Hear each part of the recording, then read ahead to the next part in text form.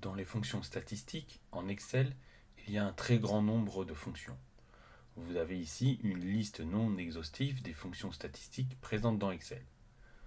Nous verrons dans, comme exemple, nous verrons comme exemple de ces fonctions la fonction moyenne, la fonction rang, la fonction nbval et la fonction nv.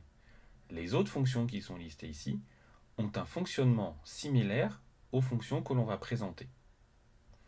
Commençons d'abord par la fonction moyenne. La fonction moyenne est relativement simple. On va ici commencer par écrire égal. Ensuite, on tape le nom de la fonction. On ouvre la parenthèse et on va sélectionner les informations dont on souhaite avoir la moyenne. Donc par exemple ici, nous allons prendre la moyenne des ventes. On a fini de sélectionner, on ferme la parenthèse, on appuie sur Entrée et Excel nous calcule directement la moyenne. La fonction rang, quant à elle, va nous permettre d'obtenir donc le rang d'une valeur par rapport à une plage de données. Donc si ici par exemple j'écris rang, j'ouvre la parenthèse, je sélectionne le nombre dont je veux avoir le rang, je sélectionne ensuite donc le tableau dans lequel je veux classer ma valeur. Donc ici, je sélectionne toutes les ventes. Ce que l'on peut faire, c'est que, comme on va faire la copie intelligente, on voit bien que si on fait la copie intelligente, le tableau rouge ici va se déplacer en même temps que la copie, et ce qu'on ne souhaite pas. Donc on n'oublie pas d'utiliser donc les dollars qu'on peut mettre donc avec l'utilisation de F4. Ensuite, une fois que l'on a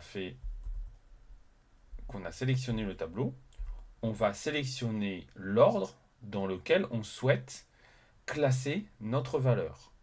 Donc là, ici, on va prendre dans l'ordre décroissant parce qu'on veut que celui qui a fait le plus de ventes soit classé premier. Donc là, j'ai sélectionné donc une seule valeur, mais je vais en faire la copie pour classer toutes les autres valeurs par rapport à mon tableau. Et je remarque qu'ici, donc qu'effectivement, celui qui a fait le plus de ventes, c'est donc Félix, qui a fait 200 ventes, et donc qui est classé ici premier. Voilà, ça c'est un exemple de la fonction donc rang. Maintenant, nous allons passer à deux fonctions qui servent à compter un nombre d'éléments dans des tableaux. On a la fonction nbval qui compte tous les éléments qui sont dans des cellules. Donc en fait, il ne compte pas les cellules qui sont vides. Et on a la fonction nb qui ne va compter que des valeurs numériques. Donc par exemple, si on souhaite compter le nombre d'éléments dans la colonne département, on va pouvoir utiliser nbval. En revanche, on ne pourra pas utiliser la fonction nb, puisque dans cette colonne département, nous n'avons pas de valeur numérique. Donc comment ça fonctionne? Donc nbval, on sélectionne les cellules dont on veut compter le nombre, on ferme la parenthèse et on appuie sur Entrée, et là on compte donc le nombre de cellules non vides avec nbval. Donc là on a 10 cellules non vides.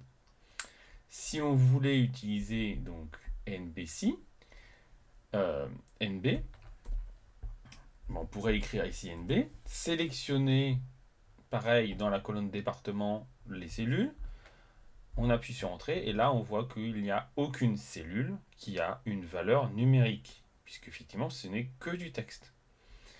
Par contre, si on veut calculer le nombre de cellules qui ont une valeur numérique et qui sont dans la colonne salaire, ben pareil, on peut ici compter avec NB. On ouvre la parenthèse, on sélectionne les données, on ferme la parenthèse, on appuie sur Entrée et là, on va bien compter le nombre de valeurs numériques. Donc on voit par rapport à tout à l'heure que là, comme lorsqu'on a utilisé nbval sur la colonne département, on se retrouve avec 10 valeurs qui sont donc les cellules qui ont été comptées et qui ne sont pas vides, et avec NB, qui ont une valeur numérique et pas du texte.